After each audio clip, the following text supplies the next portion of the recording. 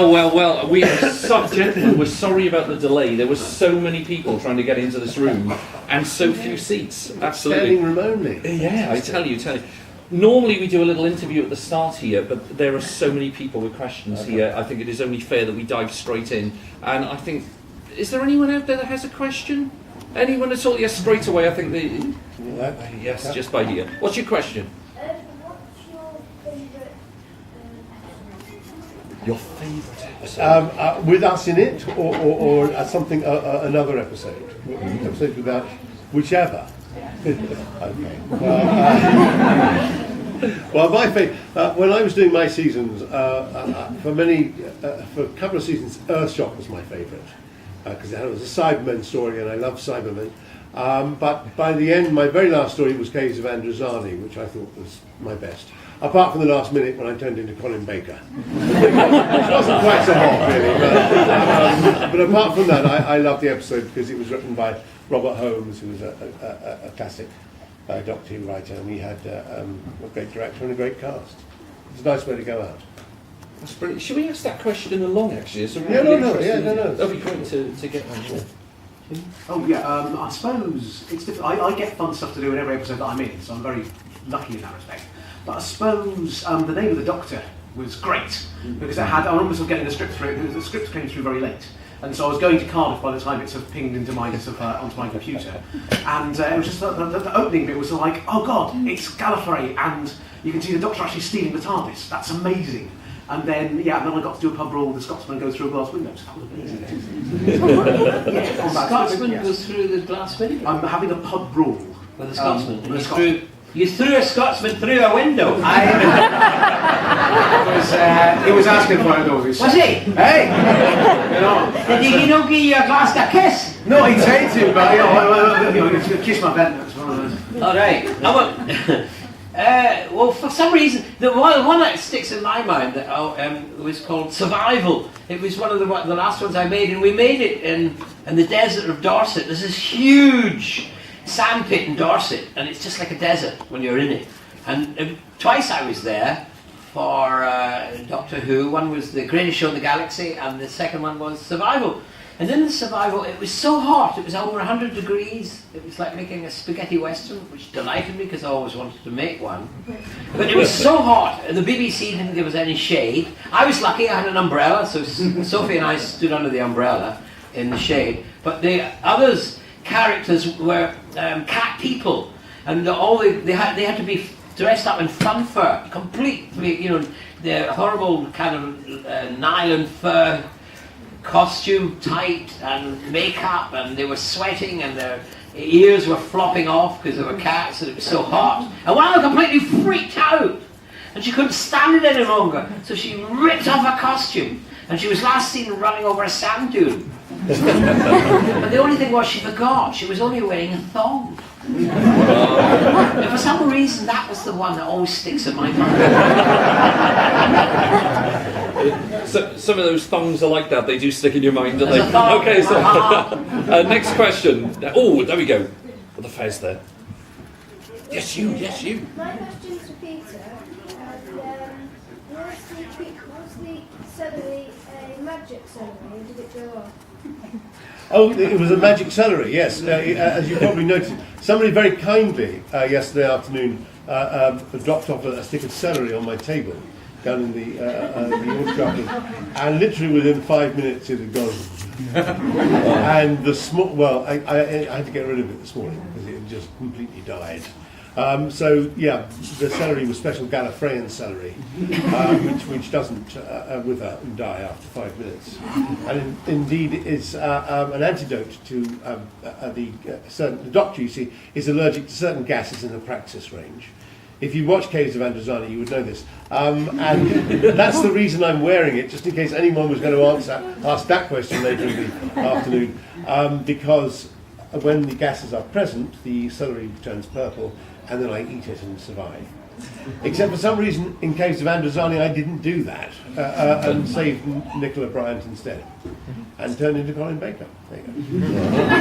So yes, it's special Gallifreyan made out of canvas. I shouldn't have said that last bit, should I? That's destroyed it. That's just there. Yeah. just about to explode if we don't get you, so we better get you. Stand up. Yes, stand up and shout at us. My question is to both of you, and what is your favourite doctor?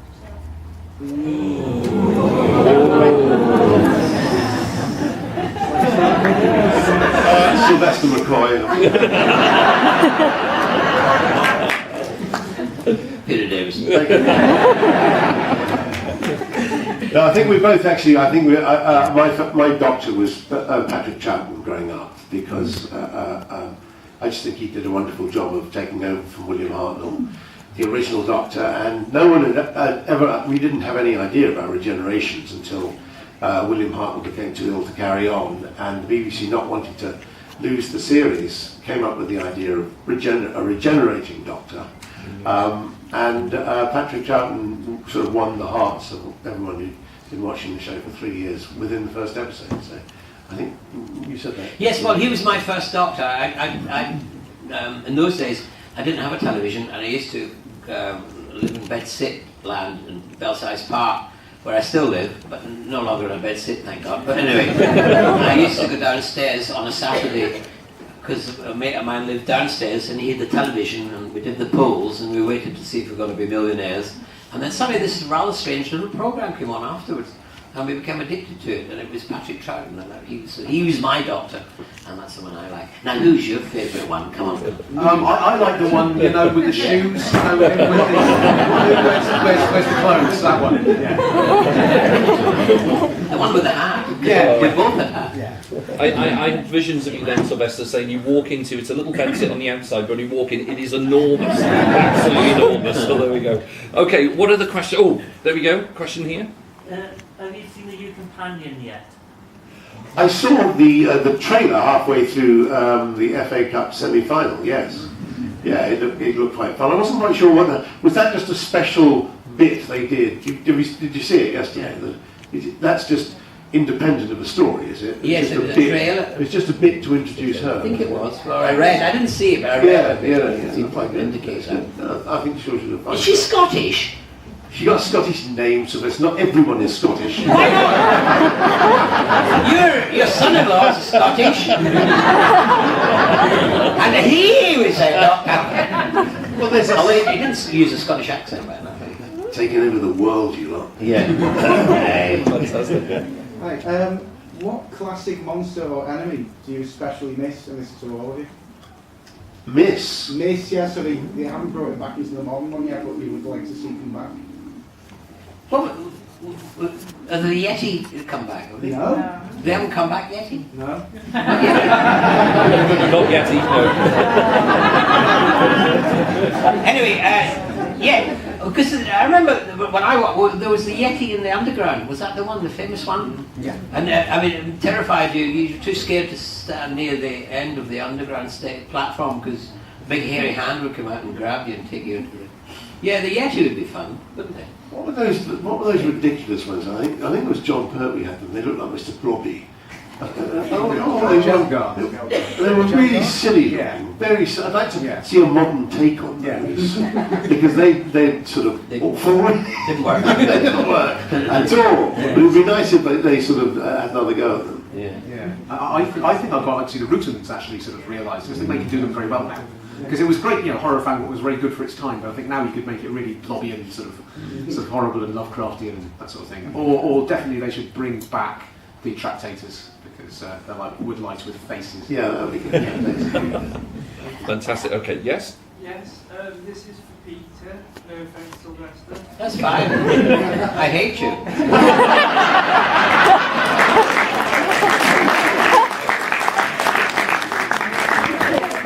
Like working on the 5 doctors and working with the older doctors. I loved doing it. I loved it. It was filmed actually not far from here in some place that I cannot pronounce. I could never figure out where it was when we were filming. It was in the middle of nowhere, though, somewhere sort of west of Snowdonia National Park, and it was freezing cold. It was in March, but we all had a very nice time. John Nathan Turner, the producer, was afraid there would be too many egos on the set, so he kind of kept me away from John Pertwee and Patrick Troughton a bit. But when we finally did get together, further on in the story. Everyone got on really well. It's slightly a shame that I didn't have more to do with them. That would be my regret. And what about Tom? Was he not in that? Well, Tom strangely refused to appear. But he was in the photo shoot, wasn't he? he was starting to melt in the photo. Oh, was he? Yes, because he was the Man of Tussauds dummy. But no, it was a shame. But fortunately, he had filmed part of an episode that was hit by the strikes. All right. Charlotte. So that's what they stuck it in. So that's where you got the idea for the Five-ish Doctors. That's where we got the idea for that bit in the Five-ish Doctors, because many years later, when we were making the Five-ish Doctors reboot, I wrote a Hobbit, scene. you know. I thought a very nice little scene for Tom. Yeah. Sent it to him, and Yeah. then he declined to appear. Again. Yes. It must be something to do with me. Or maybe he just didn't like Five Doctors, didn't like Maybe, Sherry yeah, and didn't know four the other number. doctors. Anyway, but no, the action working with them, it was a shame Tom didn't take part. And Richard Hurdle didn't quite have the irascible sort of side of William Hartnell, but he was very, very nice. I thought he did a fine job. I just would have liked to have been involved. We all would have been involved more, but that was all right. Okay.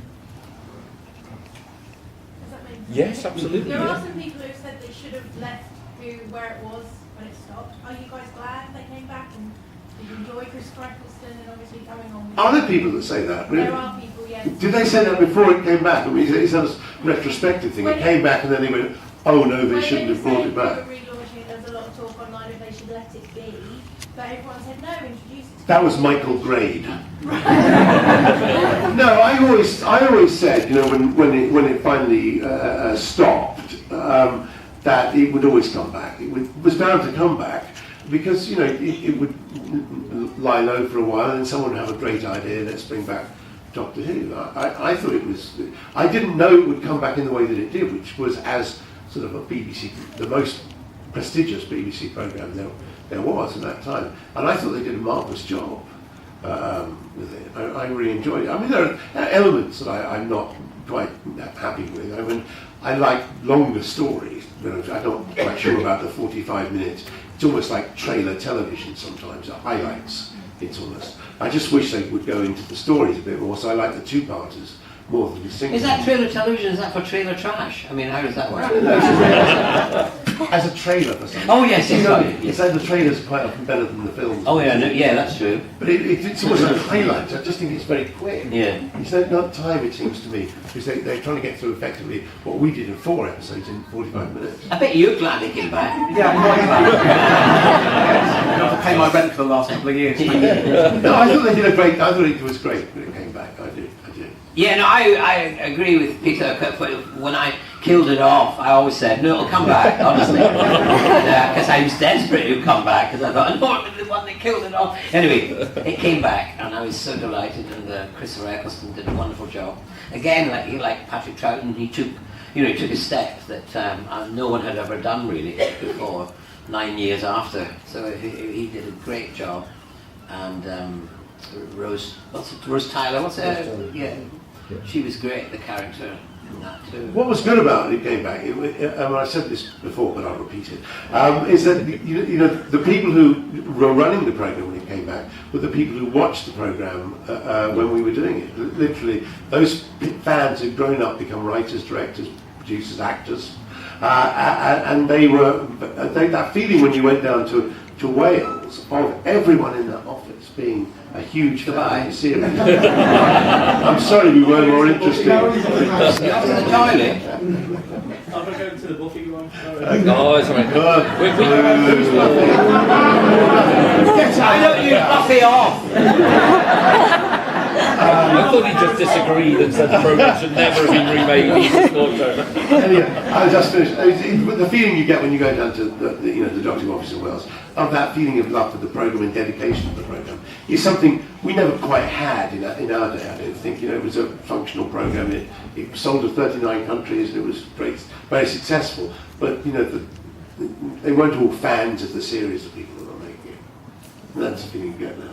Yeah, no, it is quite Shut up funny. now. But there are echoes in the stories that are coming out now that I recognise from stories that I did, and maybe You know, like the Second World War one, you know, they did the Second World War one. There was a baby in it, and the baby was we had a baby as well in our Second World War one. There was all those kind of echoes and things. And so, and that's obvious because they were fans and they were taking it all in and they were regurgitating it in their own way.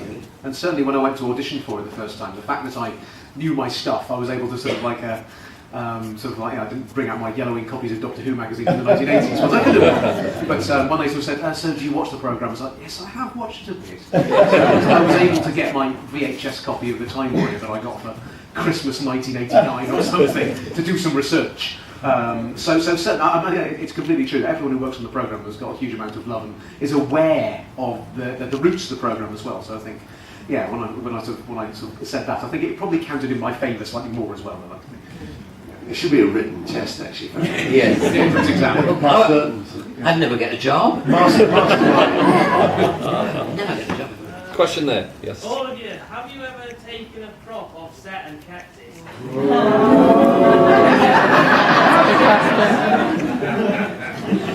Obviously not. Well, as luck would have it, when they cancelled the programme, when they put it into hiatus, but that was a lie, they actually cancelled it. When they did, I had at home the costume and two of the only 3 umbrellas. And they've given me those to go and do PAs. I think that you better keep that costume. And there was another couple of costumes they had back at the BBC, so they forgot to ask me for those costumes back. Yeah, that's the reason I stole my costume. All right. Okay, next question. Let's get someone over. Oh. So, the only thing which I Sorry. Go on.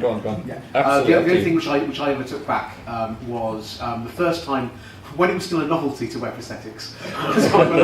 Another 3 hours in the chair, great. I got them to. It took about an hour longer to de-rig, but I got them to take off the mask off my face that I've been wearing for a day, and I've got that somewhere, which is like one of the Sontaran masks, which is kind of like.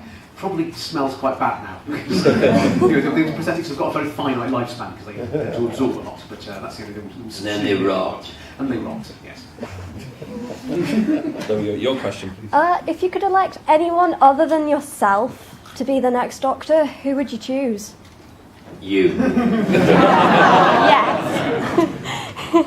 I've no idea. Who would you choose? It's a very difficult one, isn't it? Someone that's totally unknown and we don't know who they are, and they'd pop up and be absolutely brilliant. I can't think of anyone. Years ago... Oh, your daughter. Yes, his daughter could be the next Doctor because she is the Doctor. Yeah. That's true, yes, she is the Doctor. Yeah. I would watch that. Georgia. I would watch that. And she could do juggling. Who taught her that, Sylvester? Yes, I taught her how to juggle. We were doing a panto together. Twice we did it. I think every 2 years. She used to come in, and when Peter was on the stage, I was teaching her how to juggle. Fantastic. And the green there? You mentioned, Sylvester, you mentioned earlier about the cat people in the episode with the Dorset Sahara. That was the one episode that scared the Jesus out of me as an 8-year-old. So for all of you, what would be the one episode you would pick that really frightened you? I think the one that frightened me most was Tomb of the Cybermen, I think that's what it was called. Patrick Troughton. Is that right? You're going to know better than me. No. Well, I think it must have been the Yeti. The Yeti or I can't remember. There was, yeah. I have no idea. They all frightened me. The ones I was in, every time I watched, I used to hide behind the couch when I came on. I think actually when I was quite small, I was seeing Kinder when it's like people, when the doctors, the Tegan was possessed, and they sort of start having a red mouth like you've been to the dentist, and sort of like with the. But there was something about sort of like it's because it's not actually a monster, but it's seeing the characters that you know like suddenly being possessed and going evil. That was it's like the vampire film. That kind of yeah. All right, and all the psychological stuff about that was. Yeah, quite. It's still quite extreme. The kind of like, well, they go into basically a David Bowie video from 1981, and yeah, lots of all the sort of snake imagery. It's all by implication. I think that's when I must have been about 6 years old when I watched that, and I was quite 6 years old. Yeah. Right, who should we... Lady over there, look. What made you all want to become doctors? What, Nurses. become doctors? Well, I suppose we were actors before that. The thing was, I'd never thought I wanted to about be a what- doctor because of the nurses. That's why I wanted. I'd never thought about becoming the doctor. When I became an actor, I thought about getting a part in Doctor Who. I thought that'd be pretty cool. But I never dreamt that the phone would ring and they would ask me if I wanted to be the next Doctor. So, but I was very happy, and it was an offer you couldn't refuse. Well, I mean, you were quite well kind of up because you were a vet before that. Yeah, I was a vet before that. That's a medical training. Vets, actually, strictly speaking, vets are better qualified than doctors. They do longer, don't they? Yeah, they do longer, yeah. Yeah. And vets can treat humans, but doctors can't treat animals. Really? Yeah, interesting fact. They can't stick their hands up down the cow's bottom. I can do that. I know. Not now. Yeah. That's why I never shake your hand. That's the hand. Brilliant. Sylvester, Yeah? I don't hate you anymore. what was it like working on Remembrance of the Daleks? I can't remember. And who was your favourite companion? Well, Remembrance of the Daleks was great. I mean, it really was. I didn't feel I was the true Doctor till I'd worked with the Daleks. And then suddenly, there they all were, and we had a great old time making it. The thing I remember about it most was we were filming under Waterloo Station, under the arches of Waterloo Station, and there was a battle going on between two factions of Daleks, and the pyrotechnic boys at the BBC had set up this great explosion in the tunnel, and it went off and blew windows out, and cars' alarms started going off all over the place, and it was announced on Capital Radio the IRA had blown up Waterloo Station. Because it was actually on Easter Monday, it was one of the anniversaries of the Easter Rebellion. And so suddenly there were fire engines and police cars. You could hear them all racing all around London, coming towards where all this smoke and mayhem was coming from. And I was watching as an ambulance came down the road, and the driver just suddenly stopped, screeched to a halt, and his chin dropped to his chest because out of the smoke came 3 Daleks.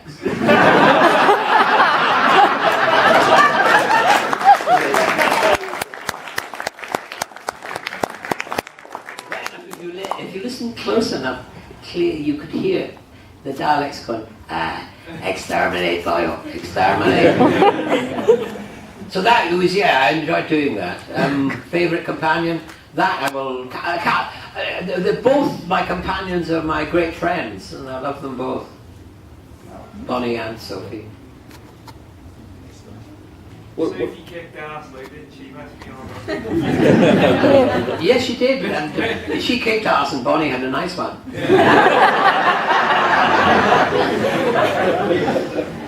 We've got right at the back there. Yeah.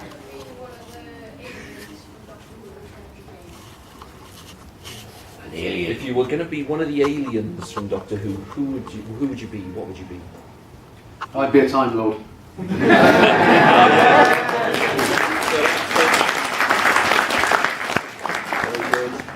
I think I'd quite like to be the Master. That'd be fun. We really, turning it on its head. It'd be great to play that. Yeah, the Master would be Yes. obviously a favourite. I wouldn't mind dressing up as a sideman from time to time. Oh, yes, yes. Well, I've heard you do. Little little obsession of mine, Well, Sophie Aldred had a very great obsession with Me too. That was her favourite episodes, I can tell you. They're all very tall, handsome young men. Brilliant. I'm going to go for some. Yes, you there, the blue.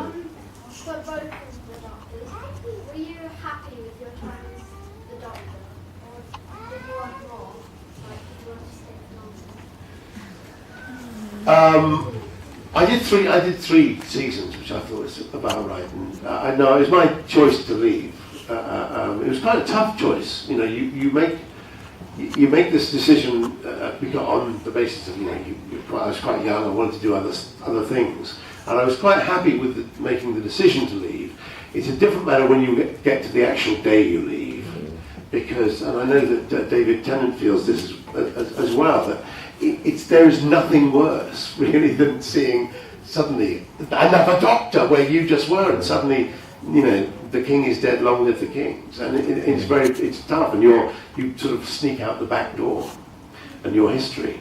So that was a very emotional day, and there were a couple of moments where you think, why on earth have I done that? Why did I say no to another year? But it was the right. I know it was the right choice. So I was happy with it. Yeah, we could have done with a bit more money in the budget while we were making the program. That would have been nice. There were a couple of times when, you know, we just literally ran out of money, so it was unsatisfactory from that point of view. But overall, I was very happy. Well, I was.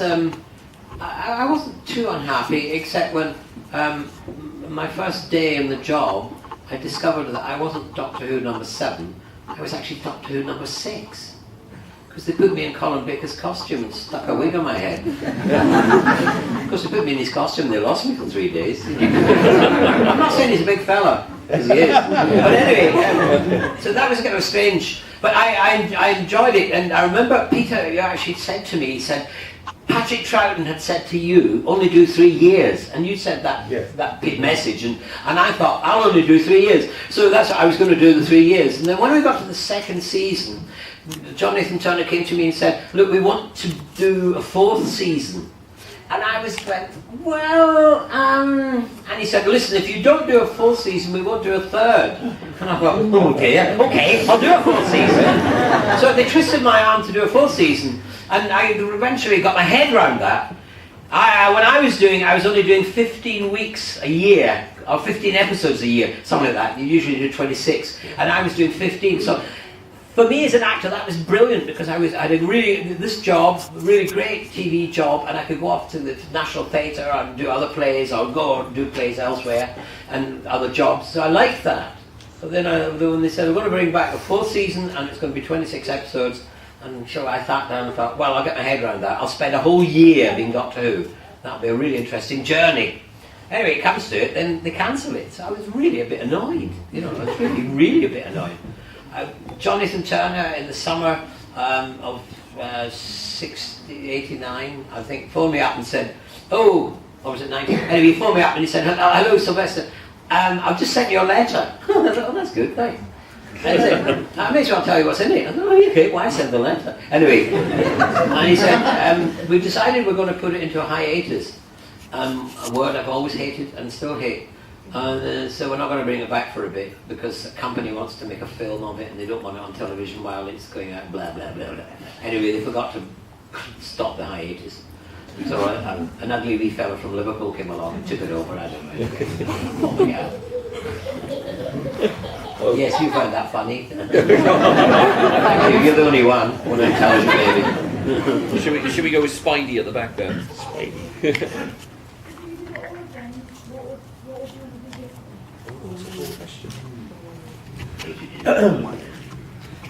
Well, I suppose I'd like to do it about 20 years later, when they invented digital effects, really, rather than so many. We were, fighting against. We didn't really have the technology when we did it to do what we were doing. We were trying to make it as modern as possible, but we didn't have the budgets or the technology. You literally couldn't put